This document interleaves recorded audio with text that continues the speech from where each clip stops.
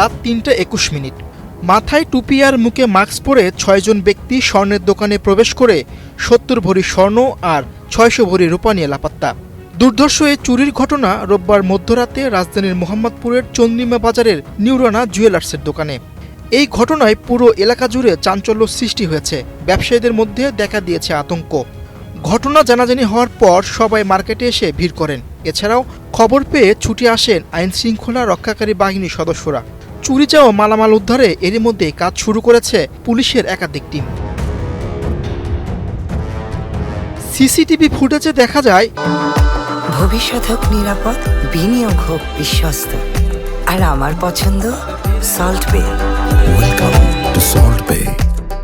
৬ জন ব্যক্তি নিউরানা জুয়েলার্সে প্রবেশ করে দ্রুত গতিতে দোকানের শোকেসে রাখা সোনা ও রূপার গয়নার বাক্স নামাতে থাকেন।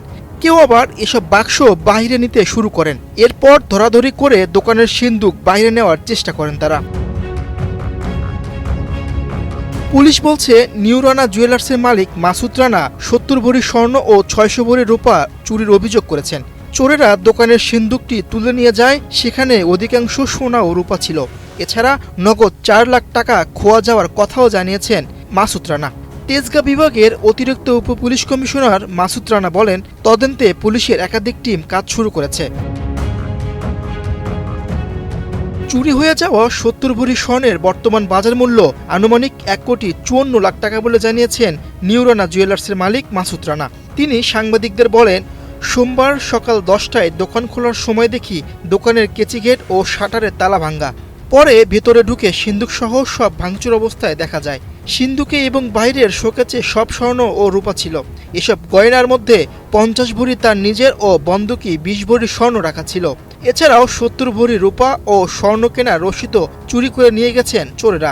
৭০ ভরি স্বর্ণের আনুমানিক বাজার মূল্য ১,৫৪,০০,০০০ টাকা এবং ৬০০ ভরি রূপার বর্তমান বাজার মূল্য ২১,৬০,০০০ টাকা।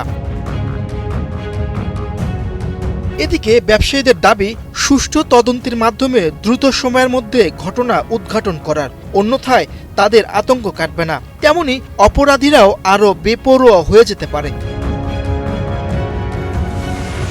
দোকান মালিকরা বলছেন, ক্ষতি পুষিয়ে নিতে মালামাল ফেরত পাওয়া ছাড়া ব্যবসায় টিকে থাকার বিকল্প কোনো উপায় নেই। মিরুশন সরকার, বাংলাদেশ প্রতিদিন।